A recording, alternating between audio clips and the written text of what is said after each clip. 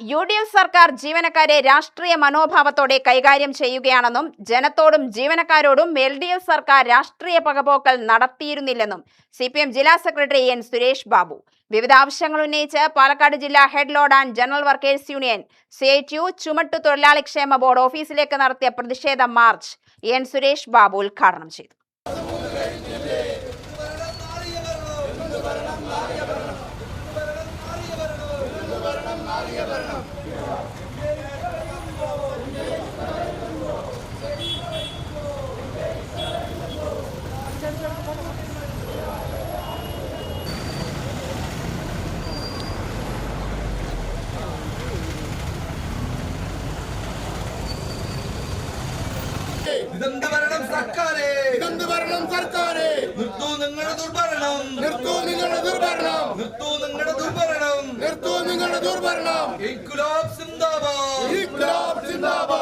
സംസ്ഥാന ക്ഷേമ ബോർഡ് അടിയന്തരമായി പുനഃസംഘടിപ്പിക്കുക, തൊഴിലാളികളുടെ അവകാശങ്ങളും ആനുകൂല്യങ്ങളും അടിയന്തരമായി അനുവദിക്കുക, താൽക്കാലിക ജീവനക്കാരെ സംരക്ഷിക്കുക, ജീവനക്കാരെ അന്യായമായി സ്ഥലം മാറ്റുന്നത് അവസാനിപ്പിക്കുക തുടങ്ങിയ ആവശ്യങ്ങൾ ഉന്നയിച്ചായിരുന്നു പ്രതിഷേധ മാർച്ച് നടത്തിയത്. 2021 വീണ്ടും അധികാരത്തിൽ വന്ന LDF സർക്കാരിനെതിരെ BJPയുമായി ചേർന്ന് നുണപ്രചരണങ്ങൾ നടത്തുകയും വികസനങ്ങൾ അട്ടിമറിക്കാൻ ശ്രമിക്കുകയും ചെയ്തുവെന്നും ഭരണത്തിലേറി 3 മാസം കൊണ്ട് തന്നെ UDF സർക്കാരിന്റെ യഥാർത്ഥ മുഖം ജനം തിരിച്ചറിഞ്ഞുവെന്നും N സുരേഷ് ബാബു കൂട്ടിച്ചേർത്തു.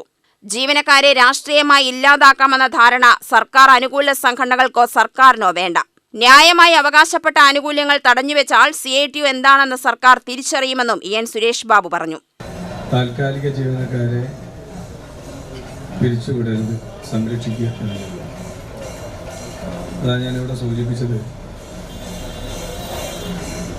UDFിന്റെ നേതൃത്വത്തിലുള്ള സർക്കാർ അധികാരത്തിൽ വന്നപ്പോൾ താൽക്കാലികമായി കഴിഞ്ഞ 10-15 വർഷം ജോലി ചെയ്ത താൽക്കാലിക ജീവനക്കാരെ കൂട്ടത്തോടുകൂടി പിരിച്ചുവിടുക എന്ന സമീപനം എല്ലാ വകുപ്പുകളിലും സ്വീകരിക്കുകയാണ്. അത് ചുമട്ടുതൊഴിലാളി രംഗത്തും അത്തരത്തിലൊരു നിലപാടാണ് കൈക്കൊള്ളുന്നത്. ഇപ്പോൾ നമ്മുടെ ദൈനംദിന വാർത്തകളെല്ലാം കേൾക്കുന്നത് വ്യാപകമായ കൂട്ട സ്ഥലമാറ്റം.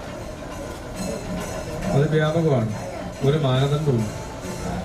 കേരളത്തിലെ ഇടതുപക്ഷ ജനാധിപത്യ മുന്നണിയുടെ ഭരണകാലത്ത് കഴിഞ്ഞ 10 വർഷക്കാലമായി ഓരോ ജീവനക്കാരുടെയും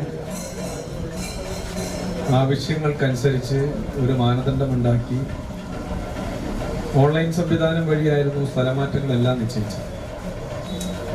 അത് രാഷ്ട്രീയം നോക്കിയിട്ടല്ല. CITU ജില്ലാ പ്രസിഡന്റ് P മോഹനൻ അധ്യക്ഷത വഹിച്ചു. യൂണിയൻ ജില്ലാ treasurer B Vijayan, CK Narayanan എന്നിവർ സംസാരിച്ചു. UTV news, Palakkad.